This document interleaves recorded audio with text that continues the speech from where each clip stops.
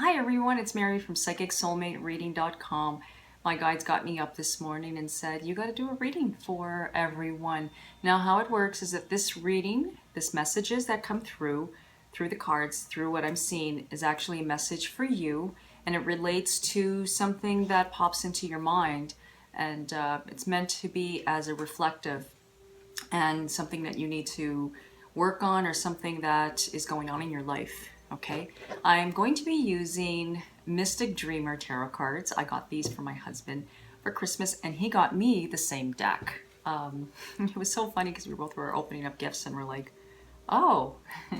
So it was really funny because we both got the same deck. So I have to keep mine in a nice pouch away so he doesn't, so we don't get mixed up. Because calling on to God, the higher power, angels, ascended masters, spirit guides, give us wisdom, give us messages that we need for our highest good. Okay. Oh, some cards fell out.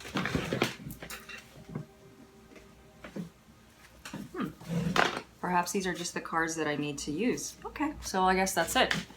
And that's how it works. If cards fall out of the deck, that's your message.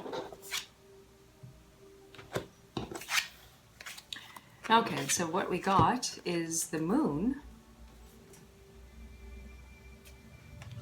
The moon is telling you that you have been a little bit guarded. The moon represents cautious energy.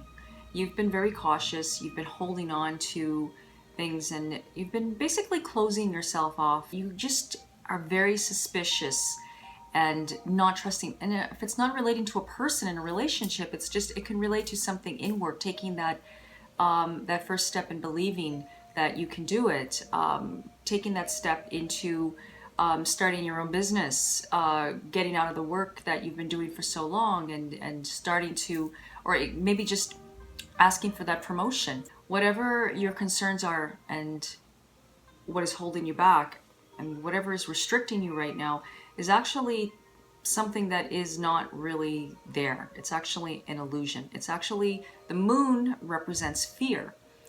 Fear to something, afraid to move forward. And with love, I always see it as being a little suspicious and not trusting, and feeling like somebody's undermining your interests. And this is not a good thing, because it's actually, well, it's not good or bad, I should say. It's more like we have to go through these things in order to wake up. It's better to give the person the benefit of the doubt rather than suspect the worst, and just go with the flow. And the second card is the Four of Wands.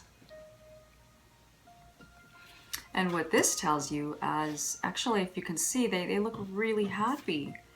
It's a balanced household. It's two people that have gone through a lot of struggle to get this house. It could relate to a new home. It could relate to also moving. Maybe you're thinking about moving, or maybe doing some renovation. It relates to the home life. And also renovating in relationships too, and pulling things apart, and being honest with yourself. And it's not to say that you need to do anything, but actually take action onto it yet, but just reevaluate what's going on in your life right now. Like, look at what's surrounding you right now, and just take a good look at it. Even take a good look in the mirror and say, what am I not giving myself? Self-love. That's what I say. It's sometimes we're not giving ourselves enough. So your body can be your home. That is your home. So it's relating to anything that is around you. Okay, and we got the Two of Cups. And it's an interesting card. I love these cards. They're so beautiful. And the Two of Cups is mutual love between two people, partnership, two people that have a life together, and they have a future together, but in order to get to that area, they need to compromise. They need to, well, if you're having issues with relationships, maybe they need to do some marriage counseling. or relationships counseling, whatever that is. It relates to joining forces and compromising and making the relationship work, trying. If you don't put any effort into a relationship, how are you ever going to be happy? It takes effort, you know, like making dates, like just going once a week and just going out for, a date night, you can call it, and date meal, date dinner, whatever it is, and just make that time. Perhaps maybe someone is not putting the effort into you going out. Maybe this person is not communicating with you enough. Well, that's okay, because this person needs to be where they have to be. If someone in your life is not giving you enough, because giving you enough communication, giving you enough affection, whatever it is, that person needs to be there, and for whatever reason. And you need to make choices. I mean, you can either compromise and say, okay, he or she needs to be there and they need to work harder, they need to do whatever they need to do, and I will just do my share, what I need to do, and kind of like wait, but actively waiting, because you know that it's temporary. Another suggestion too, is to reach out to that person and say, let's talk. But if that's too much, because I know that I've gotten a lot of questions lately about this certain situation. So you know what I'm talking about. And if you've emailed me, I'm talking to you. And sometimes it's not the best way to reach out at that moment. It's better to wait before you can. So that's where the compromising is coming from.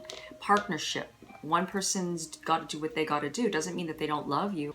It relates to mutual feelings between two people.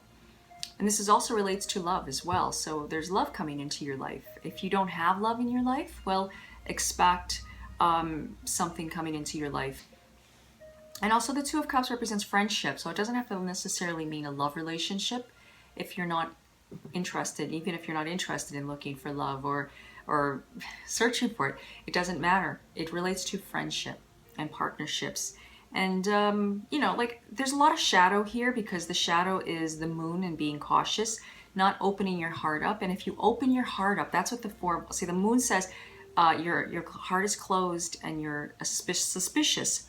The Four of Wands is saying that if you do some renovations within yourself, you would actually see a huge difference, because there would be a lot of harmony inside of you. So when you fall in love with yourself and you put the energy into yourself, self-love, and doing what that means to you, whatever that is, you can manifest the person of your dreams, the life of your dreams. And how can you expect anybody to love you if you don't love yourself? That is really what the message is here. So you need to do whatever that means to you. Repeating positive affirmations, chanting. I like to chant Om. Like I do this after my yoga class, and this is really cleansing. It's a cleansing energy. It's universal.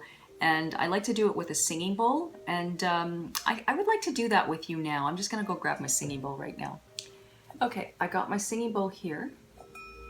And if you don't want to do it, you don't have to. You can just listen to it, because if you've never done chanting before, it may seem like it's kind of weird. And Om is just another word for Amen. I mean, it's just another way of saying it. So, and it's just using the Om and blending it all together.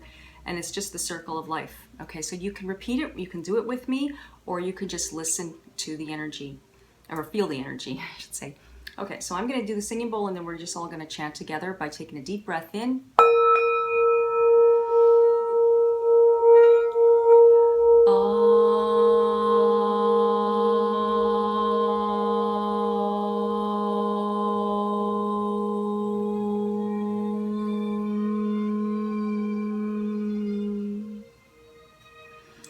I usually like to do 3, but we're only going to do 1 for now, and that cleanses the energy. Also, singing bowls and Om cleanses any sound like this. It's an ancient sound, cleanses crystals and cleanses the room vibration. It's like smudging. It's like sage clearing, right? It's really helpful and makes you feel good, and it clears up the choked throat. It's good to do it in the morning. So anyways, I hope this was very helpful for you.